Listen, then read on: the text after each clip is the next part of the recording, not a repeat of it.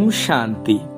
আজ 29/10/2023 প্রাতমুরলি অব্যক্ত বাপদাদা, রিভাইজ 27/2/96 মধুবন। ওম শান্তি। আজকের মুরলির হেডলাইন হলো সত্যতার ফাউন্ডেশন হলো পবিত্রতা, আর লক্ষণ হলো আচার আচরণ এবং চেহারায় দিব্যতা। আজ সত্য বাবা, সত্য শিক্ষক, সদ্গুরু চতুর্দিকের সত্যতার শক্তিস্বরূপ আপন বাচ্চাদের দেখছেন। সত্যতার ফাউন্ডেশন হলো পবিত্রতা। তাছাড়া সত্যতার প্র্যাকটিক্যাল প্রমাণ চেহারায় এবং আচার আচরণে দিব্যতা থাকবে। দুনিয়াতেও অনেক আত্মা নিজেদের সত্যবাদী বলে বা সেই রকমই মনে করে, কিন্তু সম্পূর্ণ সত্যতা পবিত্রতার আধারে হয়ে থাকে। পবিত্রতা যদি না থাকে তবে সত্যতা সদা থাকতে পারে না। তাহলে তোমাদের সকলের ফাউন্ডেশন কি? আমাদের সকলের ফাউন্ডেশন হলো পবিত্রতা। সুতরাং পবিত্রতার আধারে সত্যতার স্বরূপ আপনা থেকেই হয় এবং সদা সহজ হয়। সত্যতা কেবল সত্য বলা, যথার্থ করাকেই বলে না। সবচাইতে প্রথম সত্য, কিন্তু যার দ্বারা তোমরা পবিত্রতা কিংবা সত্যতার শক্তি এসেছে। সুতরাং প্রথম বিষয় হলো নিজের সত্য স্বরূপকে জানা। আমি আত্মা। এই সত্য স্বরূপ প্রথমে তোমাদের জানা ছিল না। প্রথম সত্য কিন্তু নিজের স্বরূপকে জানা। আমি অমুক, বডি হিসাবে এটা সত্য স্বরূপ ছিল। সত্য স্বরূপ হলো প্রথমে এর স্বরূপ আর তারপরে বাবার সত্য পরিচয় জানা। ভালো করে নিজের সত্য স্বরূপ আর বাবার সত্য পরিচয় জেনে নিয়েছ। তৃতীয় বিষয়, এই সৃষ্টি চক্রকেও সত্য স্বরূপের দ্বারা জানা। এই চক্র কি আর এতে আমার পাঠ কি? তাহলে নিজের পাঠ ভালো করে স্পষ্ট রূপে জেনে নিয়েছ তো তোমার পাঠ ভালো রয়েছে, তাই না? সঙ্গম যুগের পাঠ সবচাইতে ভালো বলবে, কিন্তু সম্পূর্ণ চক্রে বিশ্বের আত্মাদের থেকে তোমরা সব দেব আত্মারা পাঠও শ্রেষ্ঠ। হতে পারে ধর্ম আত্মারা, মহান আত্মারা পাঠ প্লে করে, কিন্তু তারা আত্মা এবং শরীর উভয় তো পবিত্র নয়। আর তোমরা দেব আত্মারা শরীর এবং আত্মা উভয়তই পবিত্র, যা সারা কল্পে আর কোনো আত্মা এই রকম নেই। তাই তো তোমরা আত্মারা ব্যতীত পবিত্রতার শ্রেষ্ঠ ফাউন্ডেশন অন্য কোনো আত্মার নেই। দেব আত্মার পাঠ তোমাদের স্মরণে আছে? পাণ্ডবদের স্মরণে আছে? দেব আত্মার পবিত্রতা ন্যাচারাল রূপে থেকেছে। মহান আত্মারা আত্মাদের পবিত্র বানায়, কিন্তু অনেক পুরুষার্থের আধারে। তা ন্যাচারাল নয়, না ন্যাচারাল না নেচার রূপে। আর অর্ধেক কল্প তোমাদের পবিত্রতার জীবন ন্যাচারালও আর নেচারও। ওখানে কোনো পুরুষার্থ থাকে না। ওখানের পুরুষার্থ ওখানে ন্যাচারাল হয়ে যায়, কেননা ওখানে অপবিত্রতার লেশ মাত্র নেই। জানাই নেই যে অপবিত্রতাও হয়। সেই জন্য তোমাদের পবিত্রতার প্র্যাকটিক্যাল স্বরূপ দেবতা, অর্থাৎ দিব্যতার। এই সময় দুনিয়ার লোকে যতই নিজেকে সত্যবান মনে করুক না কেন, কিন্তু এর স্বরূপের সত্যতাই জানে না, বাবার সত্য পরিচয়ই জানে না। সুতরাং সম্পূর্ণ সত্য স্বরূপ বলা যাবে না। তোমাদের মধ্যেও সত্যতার শক্তি সদা তখনই থাকবে যখন নিজের এবং বাবার সত্য স্বরূপের স্মৃতি থাকবে। তখন আপনা থেকেই সব সংকল্প তোমাদের সত্য হবে। এখন তোমরা কখনো ভুলে যাও বডি কনসাস হয়ে যাও। তখন তোমাদের সংকল্প সদা যে সত্যতার শক্তি অথবা পবিত্রতার শক্তিতে ভরপুর থাকবে তা সদা হয় না। সদা থাকে নাকি ব্যর্থ থাকে? তবে কি ব্যর্থকে সত্য বলবে? মিথ্যা তো বলোইনি, তাহলে সত্য কেন নয়? যদি কেউ এটা ভেবে বসে যে আমি কখনো মিথ্যা বলি না, সদা সত্য বলি, সত্যতার পরক কিন্তু সংকল্প, বল, কর্ম, সম্বন্ধ, সম্পর্ক সব কিছুতে দিব্যতার অনুভব হবে।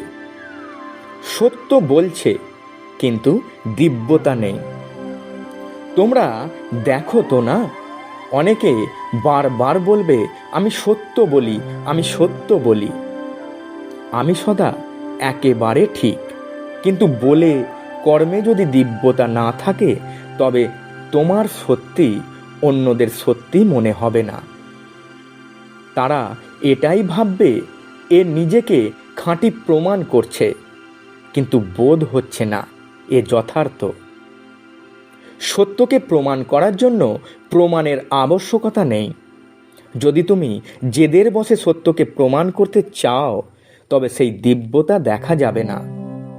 এটা মামুলি ধরন, যা দুনিয়াতেও করে থাকে। তাছাড়া বাপদাদা একটা স্লোগানে সত্যের লক্ষণ বলেন। সাকার বাবার দ্বারাও তোমরা শুনছো যে সত্য হবে তা কিভাবে প্রতীয়মান হবে। যেখানে সত্য থাকবে আত্মা নৃত্য করবে, সেখানে সদা খুশিতে নাচতে থাকবে।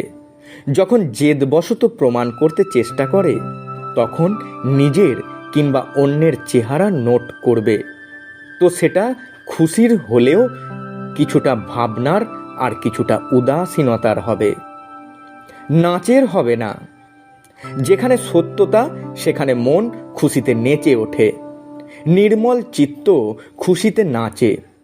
তাই তো মন খুশিতে থাকলে জীবনে দিন হোক বা রাত সবই ভালো লাগে। আর সত্যের সঙ্গে সামান্যতম অসত্য যদি মিক্স থাকে তবে সেই সময় জীবন এতটা ভালো লাগে না। সুতরাং সত্যতার অর্থই হলো সত্য স্বরূপে স্থিত হয়ে হয় সংকল্প বা বল অথবা কর্ম করা। আজকাল দুনিয়ার লোকে তো পরিষ্কার বলে যে আজকাল সত্যনিষ্ঠ লোকেদের চলাই কঠিন, মিথ্যা বলতেই হবে। কিন্তু অনেক সময়ই অনেক পরিস্থিতিতে ব্রাহ্মণ আত্মারাও মুখে বলে না, কিন্তু ভিতরে তারা বোঝে যে কোথাও কোথাও চতুর হয়ে চলতে হয়। সেটাকে মিথ্যা বলে না, বরং চতুরতা বলে। তাহলে চতুরতা কি? এটা তো করতেই হয়। তো তারা স্পষ্ট তো বলে, আর ব্রাহ্মণ রয়্যাল ভাষায় বলে। তারপরে আবার বলে আমার ভাব এমন ছিল না, না ভাবনা ছিল না ভাব ছিল, কিন্তু করতেই হয়, সাথে চলতেই হয়। কিন্তু ব্রহ্মা বাবাকে দেখেছ, তিনিও সাকার রূপেই ছিলেন, তাই না? নিরাকারের বিষয়ে তো তোমরাও মনে করে থাকো যে শিব বাবা তো নিরাকার, উপরে সানন্দে বসে আছেন, নিচে এলে তবে তো জানতে পারতেন। কিন্তু ব্রহ্মা বাবা তো সাকার স্বরূপে তোমাদের সাথেই থেকেছেন, স্টুডেন্টও ছিলেন, এবং সত্যতা ও পবিত্রতার জন্য কত অপোজিশন হয়েছে। তবুও কি চালাকির সাথে চলেছেন?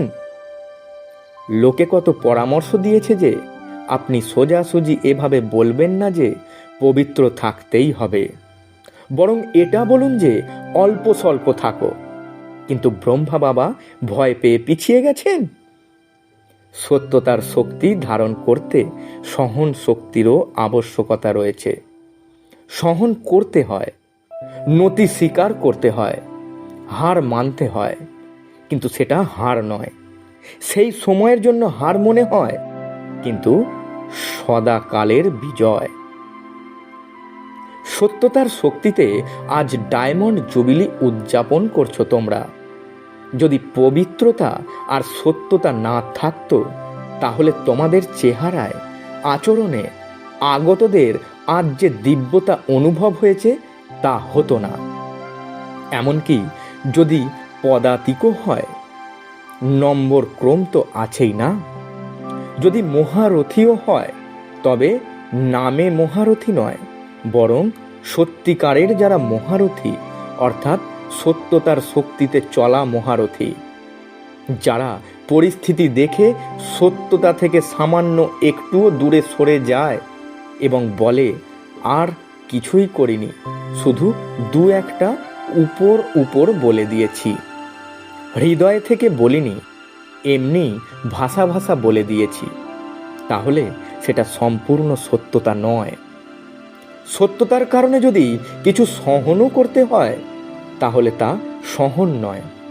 বাহ্যিকভাবে যদিও বা মনে হতে পারে যে আমি সহন করছি, কিন্তু সেটা তোমার খাতায় সহন করার শক্তিরূপে জমা হয়। নয়তো কি হয়? যদি কেউ সহন করার ক্ষেত্রে সামান্য একটুও দুর্বল হয়ে যায়, তাহলে তার অসত্যের আশ্রয় অবশ্যই নিতে হয়। তো সেই সময় এমন মনে হয় যেন একটা অবলম্বন পাওয়া গেছে, ঠিক হয়ে গেছে, কিন্তু তার খাতায় সহন শক্তি জমা হয় না। তখন বাইরে থেকে এমন মনে করবে যে আমি খুব ভালো এগিয়ে চলছি, চতুরতার সাথে চলার দক্ষতা আমি জেনে গেছি। কিন্তু নিজের খাতা যদি দেখবে, তো জমার খাতা অনেক কম হবে। সেই জন্য চাতুরীর সাথে চলো না। পরস্পরকে দেখেও কপি করে, এইভাবে চলে, তো সেই জন্য এর খুব ভালো নাম হয়ে গেছে, অনেক সামনে হয়ে গেছে, আর আমি তো সততার সাথে চলি, তাই পরিণামস্বরূপ পিছনেই থেকে গেছি আমি। কিন্তু সেটা পিছনে থাকা নয়, সেটা সামনে এগিয়ে যাওয়া। বাবার সামনে এগিয়ে যাও, আর অন্যদের সামনে পিছনেও যদি দেখা যায়, কিন্তু কাজ কার সাথে? বাবার সাথে নাকি আত্মাদের সাথে? কাজ তো বাবার সাথে। তাহলে বাবার হৃদয়ে সামনে এগিয়ে যাওয়া, অর্থাৎ সমগ্র কল্পের প্রালব্ধে সামনে এগিয়ে যাওয়া। এছাড়া যদি এখানে এগিয়ে যাওয়ার ব্যাপারে আত্মাদের কপি করো, তো সেই সময়ের জন্য তোমার নাম হয়, গৌরবান্বিত হও। যারা ভাষণ করে তাদের লিস্টে থাকো, সেন্টার সামলানোর লিস্টে থাকো, কিন্তু সমগ্র কল্পের প্রালব্ধ তৈরি হয় না। যেটা বাপদাদা বলে থাকেন, পরিশ্রম করেছে, বীজ বপন করেছে, বৃক্ষ বড় করেছে, ফলও বেরিয়েছে, কিন্তু কাঁচা ফল খেয়ে ফেলেছে। তো সদা সর্বদার জন্য প্রালব্ধের ফল শেষ হয়ে যায়। সুতরাং অল্পকালের নাম, যশ, খ্যাতির জন্য কপি করো না। এখানে নাম নেই, কিন্তু বাবার হৃদয়ে সামনের নম্বরে নাম আছে। সেই জন্য ডায়মন্ড যদি হতে চাও, তো এই সব চেক করো। সামান্যতম রয়্যাল রূপে ডায়মন্ডের দাগ লুকিয়ে নেই তো না? সুতরাং সত্যতার শক্তির দ্বারা দিব্যতাকে ধারণ করো। কিছু যদি সহন করতেও হয়, তো ঘাবড়ে যেও না। সময় অনুসারে সত্য স্বয়ং সিদ্ধ হবে। বলাও হয়ে থাকে না যে সত্যের তরী দোলে কিন্তু ডুবে যায় না? সেক্ষেত্রে কূলের দিকেই তো নিয়ে যাবে, তাই না? তাই নির্ভীক হও। যদি কোথাও তোমাদের পরিস্থিতির সম্মুখীন হতে হয়, তো ব্রহ্মা বাবার জীবনকে সামনে রাখো। ব্রহ্মা বাবার সামনে দুনিয়ার সব রকম পরিস্থিতি তো ছিল, তদুপরি বাচ্চাদেরও ভ্যারাইটি পরিস্থিতি ছিল, কিন্তু সংগঠনে থেকে এবং দায়িত্বে থেকে সত্যতার শক্তির দ্বারা তিনি বিজয়ী হয়েছেন। বাচ্চাদের নিত্য ঝামেলা ঝঞ্ঝাট ব্রহ্মা বাবা দেখেননি কি? ব্রহ্মা বাবার সামনেও ভ্যারাইটি সংস্কারের আত্মারা ছিল, কিন্তু এত সব পরিস্থিতি থাকলেও সত্যতার স্বস্থিতি তাকে সম্পূর্ণ বানিয়ে দিয়েছে। সুতরাং তোমরা সবাই কি হবে? চাতুরী নেই তো না? খুব ভালো বলো তোমরা, আমি কিছু করিনি, সামান্য একটু চাতুরির সাথে তো চলতেই হয়, কিন্তু কতক্ষণ? এখন সহন শক্তি ধারণ করে অসত্যের মোকাবিলা করো, প্রভাবিত হয়েও না। কেউ কেউ মনে করে যে আমি মহারথীদের মধ্যেও এমন কিছু দেখছি না, তো ফলো তো মহারথীদের করতে হবে, তাই না? ব্রহ্মা বাবা তো এখন সামনে নেই, মহারথীরা আছেন, তাদেরকে ফলো করেছি। কিন্তু যদি মহারথীরাও মিক্সড করে, চাতুরীর সাথে চলে, তাহলে সেই সময় মহারথী নয়, সেই সময় সে অশুভ শক্তির বশে রয়েছে, মহারথী নয়। এই কারণে বাবা কি স্লোগান দিয়েছেন? ফলো ফাদার নাকি সিস্টার বাদার? অতএব সাকার কর্মে ব্রহ্মা বাবাকে সামনে রাখো, ফলো করো, আর অশরীরী হওয়ার জন্য নিরাকার বাবাকে ফলো করো। যদিও ভালো ভালো বাচ্চারা রয়েছে, কিন্তু তারাও ফলো ফাদার করে, তাহলে তোমাদের কি করতে হবে? Follow father. নিশ্চিত তোমরা? নাকি ভাবো যে অল্প স্বল্প অ্যাডভান্টেজ যা পাওয়া যায় নিয়ে নেই, ভবিষ্যতে দেখা যাবে? কেউ কেউ এটাও ভাবে যে সত্য যুগে যদিও কম পদ পাবো, কিন্তু সুখী তো হবই, দুঃখ তো থাকবে না, সব প্রাপ্তি তো হবে। যদি প্রজারও প্রজা হই, তবুও অপ্রাপ্তি হবে না। সুতরাং এখন আনন্দ তো নিয়ে নেই, পরে দেখা যাবে। কিন্তু এই অল্পকালের আনন্দ মজা সাজা ভোগের ভাগী বানিয়ে দেবে।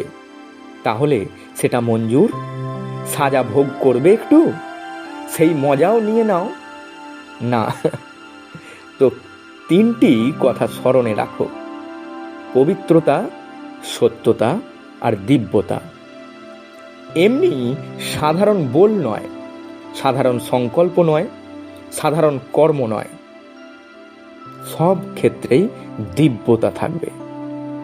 দিব্যতার অর্থই হলো দিব্য গুণের দ্বারা কর্ম করা, সংকল্প করা, সেটাই হলো দিব্যতা। যেমন লোকে জিজ্ঞাসা করে না যে পাপ কর্ম কাকে বলা হবে, তো তোমরা বলে থাকো যে কোনো প্রকারের বিকারের বশবর্তী হয়ে কর্ম করাই হলো পাপ কর্ম। এই রকমই তো তোমরা ভাবো, তাই তো? তো দিব্যতা অর্থাৎ দিব্য গুণের আধারে মন, বচন আর কর্ম করা। তাহলে সত্যতার মহত্বকে জানলে তোমরা? ড্রিল করা। 1 সেকেন্ডে নিজেকে অশরীরী বানাতে পারো? কেন? সংকল্প করলে আমি হলাম অশরীরী আত্মা, তো কতটুকু টাইম লাগলো? 1 সেকেন্ড লাগলো, তাই না? তো 1 সেকেন্ডে অশরীরী, ডিটাচ আর বাবার প্রিয়, এই ড্রিল সারা দিনে মাঝে মাঝেই করতে থাকো। করতে পারো তো না? তো এখন সবাই 1 সেকেন্ডে কিছু ভুলে একদম অশরীরী হয়ে যাও। আচ্ছা, চতুর্দিকের সকল পবিত্রতার ফাউন্ডেশনকে সদা মজবুত রাখা, সদা সত্যতার শক্তি দ্বারা বিশ্বেও সত্য যুগ অর্থাৎ সত্যতার শক্তির ভাইব্রেশন ছড়িয়ে দেওয়া, সর্বদা সব সময় মন, বাণী, কর্ম তিনটিতেই দিব্যতাকে ধারণকারী সদা ফলো ফাদার করবার ন্যাচারাল অভ্যাসী আত্মাদেরকে বাপদাদার স্মরণে স্নেহ সুমনার নমস্কার। আমরা আত্মারূপী বাচ্চারা আমাদের আত্মারূপী মাতা পিতা বাপদাদাকে জানাই স্মরণের স্নেহ সুমনার সুপ্রভাত এবং 100 কোটি নমস্কার। এই ড্রিলকে দিনের মধ্যে যতবার বেশি করতে পারো ততই করতে থাকো। 1 মিনিটের জন্য হলেও করো। 3 মিনিট, 2 মিনিট টাইমও যদি না হয়, 1 মিনিট, আধ মিনিট এই অভ্যাস করলে লাস্ট সময় অশরীরী হওয়ার ক্ষেত্রে অত্যন্ত সাহায্য করবে। অশরীরী হতে পারবে? এইমাত্র অশরীরী হলে নাকি যুদ্ধ করতে মেহনত করতে করতে টাইম শেষ হয়ে গেল? সেকেন্ডে অশরীরী হতে পারো? অনেক কাজকর্ম রয়েছে, তাও করতে পারা যাবে? কঠিন নয় তো? এই তোমরা খুব ছুটোছুটি করছো, তাহলে অশরীরী হওয়ার চেষ্টা করো। হওয়া সম্ভব? এই অভ্যাস যদি সময়ে সময়ে করো, তবে সেটা এমন ন্যাচারাল হয়ে যাবে যেমন শরীরের বোধে থাকাটা ন্যাচারাল। তার জন্য মেহনত করতে হয় কি যে আমি হলাম অমুক, এই পরিশ্রম করতে হয় কি? ন্যাচারাল সেটা। তো এটাও ন্যাচারাল হয়ে যাবে। যখন ইচ্ছা অশরীরী হও, যখন ইচ্ছা শরীরে চলে এসো। ভালো কাজ এটা।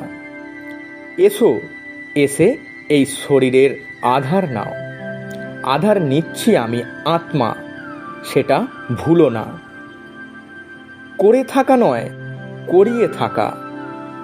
যেমন আত্মাদেরকে দিয়ে কাজ করাও না, সেই সময় নিজেকে আলাদা মনে করে থাকো তো না। সেই রকম শরীরকে দিয়ে কাজ করিয়ে থাকলেও আমি হলাম আলাদা।